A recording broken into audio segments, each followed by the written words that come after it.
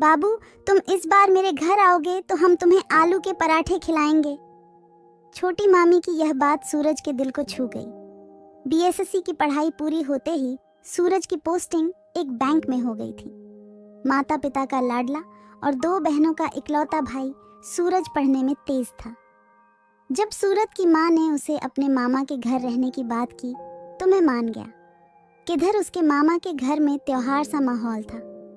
बड़े मामा की 3 बेटियां थीं, समझने मामा की 2 बेटियां थीं, जबकि सबसे छोटे मामा को अभी तक कोई औलाद नहीं थी। 20 साल की उम्र में सूरज बैंक में क्लर्क बन गया था तो उसके मामा की खुशी का ठिकाना ही नहीं रहा। वहीं दूसरी तरफ सूरज की छोटी मामी, जिनकी शादी को महज 4 से 5 साल हुए थे, लेकिन गोद अभी तक सुनी थी। सूरज के छोटे मामा प्राइवेट कंपनी में काम करते थे। वह सुबह 8 बजे नहा धोकर निकलते, 7 बजे घर लौटे थे। वह बड़ी मुश्किल से घर का खर्चा चला पा रहे थे। ऐसी हालत में जब सूरज के सरकारी नौकरी लगे तो खुशी से भर उठे थे। सूरज को तुम्हारे पास भेज रहे कमरा दिलवा देना।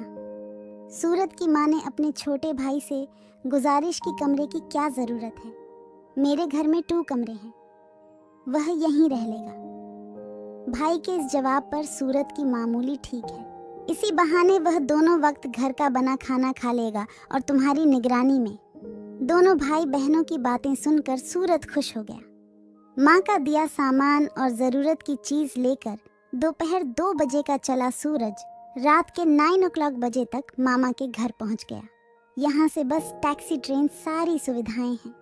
मुश्किल से 1 घंटा लगता है। कल सुबह चलकर तुम्हारी ज्वाइनिंग करवा देंगे, छोटे मामा खुशी से चढ़ते हुए बोले। पर आपका काम सूरत में अटकती में पूछा। अरे 1 दिन की छुट्टी कर लेते हैं, सरकारी बाजार भी देख लेंगे। छोटे मामा सूरज की समस्या का समाधान करते हुए बोले। 2-3 दिन में सब सामान हो गया। सुबह 9 बजे घर छोटा तो सूरज की मम्मी हल्का नाश्ता कराकर उसे टिफिन दे देती और मैं शाम के 7 o'clock बजे तक घर लौट आता था। उस दिन रविवार था, सूरज की छुट्टी थी। सूरज के मामा रोज की तरह काम पर गए हुए थे। सुबह का निकला सूरज दोपहर तक घर लौट आया था। मामी खाना बना चुकी थी और सूरज के आने का इंतजार कर रही थी। अरे खाना खा लो, तेरे बाद में ले लेना, मामी ने मजाक में सूरज से कह दिया था।